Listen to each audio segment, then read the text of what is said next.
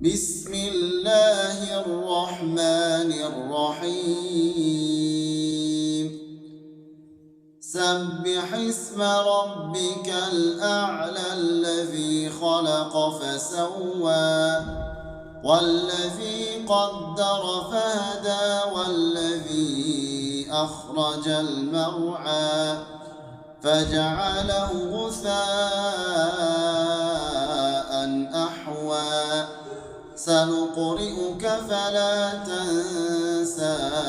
إلا ما شاء الله إنه يعلم الجهر وما يخفى ونيسرك لليسرى فذكر إن نفعت الذكرى سيذكر من يخشى ويتجنبها الأشقى الذي يصلى النار الكبرى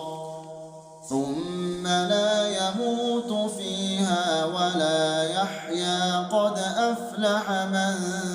تزكى وذكر اسم ربه فصلى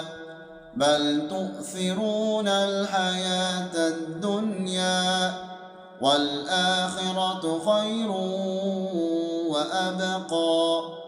إن هذا لفي الصحف الأولى صحف إبراهيم وموسى